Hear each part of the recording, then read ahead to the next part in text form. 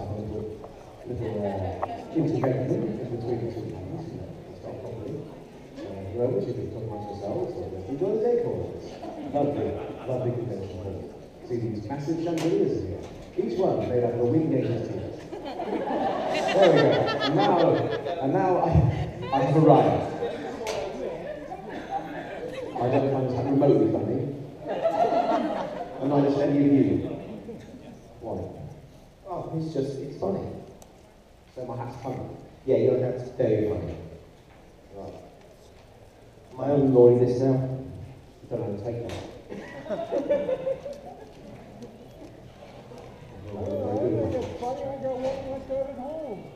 Right, see?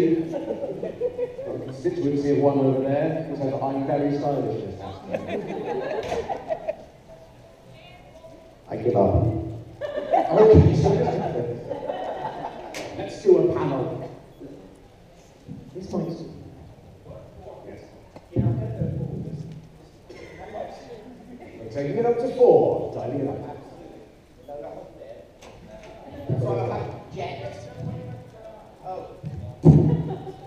Testing. Now it's on. Okay, there you go.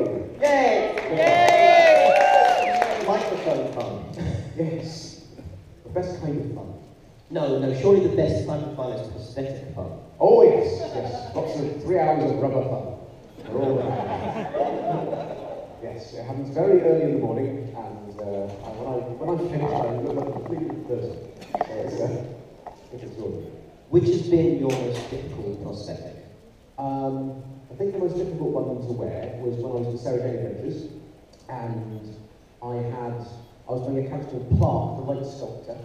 There was this little sort of Cyclops man who sort of lived inside a computer, and he talked like this, very all-excited, like that. And because he was a Cyclops, I had a motor on top of my head in this kind of fiberglass chassis with a motor, and so I couldn't really hear anything. So I just hear this motor going, and the gears sort of crackling. And also, I was actually looking out of the nostrils of the mask. So as a result, I couldn't hear anything. I couldn't see anyone unless they were directly in my line of vision. And it was the hottest week of the year as well. So I was kind of like a moving prop. Because when you think about acting, it's quite helpful to hear and see other people, because they know when to say your lines. So there are a couple of scenes in the first couple of takes where I hadn't quite worked this out, where someone had to poke me in the back so I could say my dialogue. This isn't quite a value-added job, exactly. We should also point out that the first scene on the hottest day of the year, as we found out this afternoon, took place on the highest building in Cardiff, which is 26 stories high, which doesn't actually have a railing around top of the roof. So half-blind Dan was running around, not knowing where the edge was. Yes, if you imagine someone running around with your eyes closed on top of a high building. It's a great first day. Very enjoyable way to start the shoot. But then actually that morning, my prosthetics technician, because they're all very, very good for Millennium Effects, they really look after the acting inside the mask as well as making the mask look as good as it can do. She basically shouted at everyone, it's like going, he's about to faint! And then they treated me a lot better. And that's nice. It could only go uphill. It could only go uphill. Yes. So most of the week they got me a sun lounger.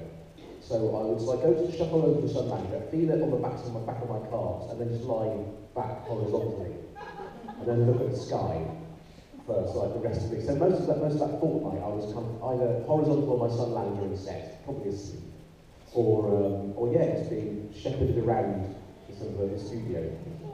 Because when you're filming as well, you've got to keep your marks so you're in focus as well. If you can't see your marks, then that makes it quite difficult. There are lots of basic practical considerations which were very interesting. So when we're getting Clark Christmas carols?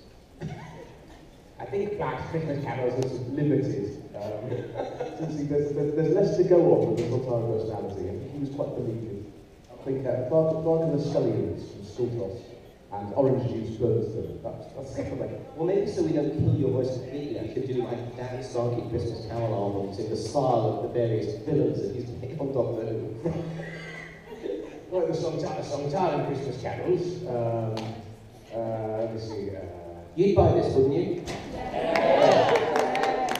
When the red robin comes bobbing along, I use the twittering medium for target practice. You better not shout, you better not cry, you better watch out, I'm telling you why. A Sultan war is coming to reduce your planet to atoms. My favorite bit when you get big finish to release this. And one particular favourites. Rudolph the red-nosed reindeer had a very shiny nose. It proved to be a tactical disadvantage because it enabled me to punch him in the dark.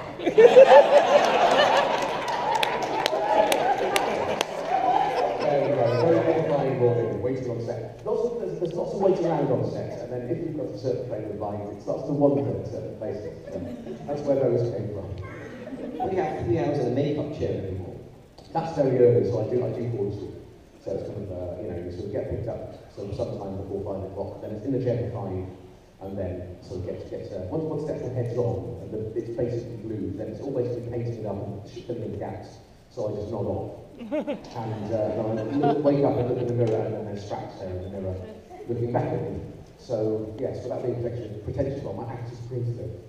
So there's this great strange change that goes across first and again. So, can you eat once you're in the Straxs? I have to eat in front of a mirror because it's very easy to eat the mask if you're not careful. And it is kind of like feeding a baby, so you have a bit of food like that and it's like, you have to open your mouth very wide, otherwise it gets caught and stuff. How does the mask taste? Chewy. It's made of rubber. I think you've probably done that at least once or twice. Yeah, no, definitely. It's like after first couple of times more after lunch, you have these big sort of holes there, and then again, like the defence technician would shout at me and go, it takes longer for them to actually sort of. It just means the whole day just gets longer because if they've got more than a master to patch up, that means everything else is delayed and that sort of thing. So this thing on the TV set, it's hurry, then wait. So I'm sure your other actors love that. Yes, it's gorgeous. Yeah, it's all marvellous. And the longer you are in the day, the more perspiration that sort of builds up. I think that the mask is very finite, so it can't really last longer than about 12 hours, otherwise it just starts to peel off because it's not built to last that long. So towards the end of the day, it always gets a bit, the morning it holds up, but then especially if we're shooting in the summer, then the afternoon is basically in between each take. The presenter will come along, my mate Becca will come up with a paintbrush and a pot of glue, gluing bits of my face back there. and it's lovely. There was one particularly joyous couple of weeks in Wizards vs. Aliens where just did a batch of masks. Because also, it's the process, and each mask gets made especially for that day. And for whatever reason, they came out of the press slightly oddly, so it just wasn't sticking to my face in the right way, especially my upper lip. So there's a couple of little bits which you wouldn't, to the audio elder reviewer wouldn't realise, but I can just tell that's a bit of time to talk about the lip. Fucking about my lip.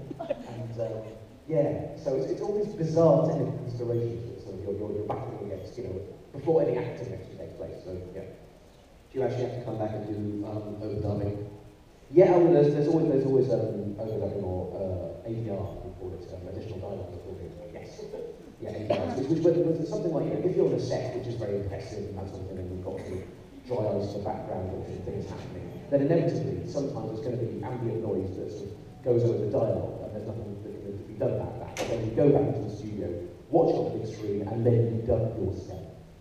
And try and get lines up. Or sometimes they might tweak the dialogue as well, so a bit where you're out of shots, they need another little half line just to make the storytelling a bit more obvious. So there's lots of these little things as well. But it's amazing actually when you go and see they've assembled all the visuals. Then if you see it without an entire soundtrack on there, it's amazing how sparse it is. So when we go into the Cruising Horror, the actual climax of that, we're all sort of running around the inside of the rocket and sort of dubbed over it. Because there weren't any soundtracks or even footsteps, so I think, it's just quite subdued. There's lots of people sort of running around and shouting occasionally, but without the sort of the soundtrack and all the sort of sound design, then it does get a lot. Yeah, it's amazing when you see it removed. What a difference, well designed soundscape actually make. Yeah. It's interesting because obviously, some of the rough cuts of like deep breath and stuff leaked. So you're able to see some of those kinds of things, and that's sort of, I didn't watch it till after the thing, after I'd actually seen it, but it was interesting to see the raw footage, because it was black and white leaked. Oh, right, okay. Which was kind of interesting. Okay, I wasn't aware of that. Gosh, yeah. No, it's Yeah, very someone got into a lot of trouble in Florida. Oh, it's that one. Yes, that one. Yes, okay, The Miami technician with the dubbing thing. Right, so this is all the news stuff. Even at the read-throughs, quite a lot of time, we get a false ending with the script. So presumably, so like Stephen Moffat has probably written it, so he knows what's going to happen at the end, or likewise Brian. Maybe. Yeah, possibly. And then sort of Peter or Matt or whatever would know what was going to happen. But then something like the end of the Name of the Doctor, that was bizarre because there was no final scene in it. So I was watching it at home, sort of like, oh yeah, I remember that actor. And all of a sudden John Hurt popped up. I was like, what? John Hurt was in it? Oh, okay. That came as a massive surprise as well. And Did they at least give you the bit of the script where you knew that Straxs wasn't dead? no. No, we shot it out in sequence as well. So I turned up to read through the Crimson Horror. It's funny how these things pan out. I thought I was only doing one episode that season, and I turned out to be 3. But I first turned up to read through the Crimson Horror, and it was obvious, okay, there's been something where they met Clara in the past, but I don't know why. And also I seem to be alive. That's interesting. I'm pretty sure I died at the end of the Bees episode. But I went to there and then Stephen and Mark Gatiss sort of went, yeah, it's fine. Right, okay, yeah, it's fine back, as you like. We'll explain it. So you just have to do these certain things on trust, and then you sort of just look at the evidence that you've got in the script and go, okay, he's still the same character, he's still annoyed about all these pathetic aliens, he's got a serve and stuff, so yeah, go with that. And it works, I guess. And it's fiction. Oh. Sorry, that's why my water there. I typed that well. Perfect, absolutely. Yes, I'm not choking. That's a good thing. Yes. So you talk about ATR, so obviously you've been a week for that, and you've been doing a bunch of work with Big Finish in a bit Yes, lately, yeah. and I haven't listened to it yet, but I've heard very good things about it. The Straxs and Jago Lightfoot. Yes, Jago Lightfoot and Straxs was only released, I think, yesterday. Yeah, sure. I'm not asking for it, a huge round of applause. Not that I'm asking for a huge round of applause. He'll like it even more if we pop to the dealer's website after this and buy it. I haven't actually heard it yet, so we recorded it in August, and I always try to, as much as I can, kind of forget about the things that I've recorded, so I can listen to it fresh. And then I go, why did I do it like that?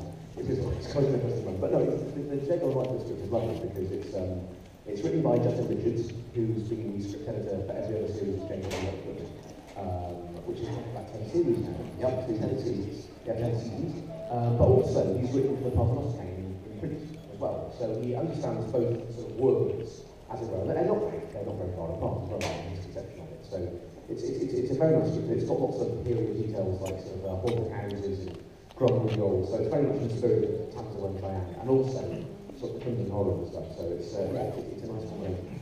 Yeah, what was it like working with Chris Benjamin and Trevor Baxter? Yes, no, lovely. They're both very nice. Yeah, it always sounds like it. Yes. How is audio? Is it easy for you to just do the Straxs voice when Oh, you get the yes. soprano voice out the prosthetic or the prosthetic? Do you think add to it sometimes? Well, obviously, when I'm wearing Straxs prosthetics, I can't really hear that well. So sometimes, and Lee McIntosh has a problem too, we can't tell quite how loud we're being. Which kind of helps with Straxs. It works with Straxs, right? Yeah, because he's completely, he's an alien in a different world. So I'm not shouting, I'm not remotely shouting. How dare you suggest that like a big girl? I will destroy you. yes, like a boy, yes. So you get the idea. But with audio, obviously, I can hear myself and I've got sort of big microphone, big earphones on as well as the mic. So it's you're a lot more in control of things. But most of the time on Big Finish, because hitherto they've had the license to do the classic series, and the new series has been out of bounds, then I very much do the old series on Time Process, which is quite different, because I base them on the sometimes the Time Warrior and the Soprano Experiment. And he's got a very different kind of voice. It's much more raspy, it's much more on the catch, like that. And if you do a whole day of talking like this in a studio, then you really need some coughs in it, because it really stretches your vocal technique to do it properly.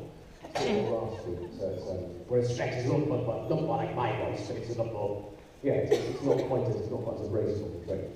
So that's a technical thing. Is you were talking about the Straxs prosthetic being, stopping you being a bit here and, not lasting quite as long and being difficult to use. Is yours or Eve's prosthetic more complicated, do you think? Well, they take about the same amount of time to apply. Needs might be slightly longer if you've got the hands on, but it's just the design of them is different. So Straxs prosthetic is only 2 pieces. It's like a giant sort of thumb made of rubber with a hole in it that goes at the carry, that goes over my head. And once that's on, that takes about 3 people to stretch out and put over my head. And once that's on, I can't hear it. And then there's a mask that goes on top of that and it's blended together. So like a thinner mask that is, it's very, very responsive to what my face is doing. But Neve's prosthetic, it's got about 4 pieces. I can't remember exactly. I think there's a back piece, there's a head piece, which is the same each one. It's harder, sort of like a harder type of resin. And then 2-3 face pieces. So they take a comparable amount of time, but hers is, it requires less heating up once it's on there, but it's more, there's more bits to it. And you and she, and obviously built, the 3 of you have built up a chemistry over the last few years. Is that something you really enjoy doing? Oh yeah, no, it's fun. It's nice. So Neve and I bonded when we were both sort of like getting picked up at about 4:30 in the morning from the hotel, and then back in the taxi, and both of us, because it is a long day, it can be sort of quite tough, but both of us, sort of we were both in the same boat.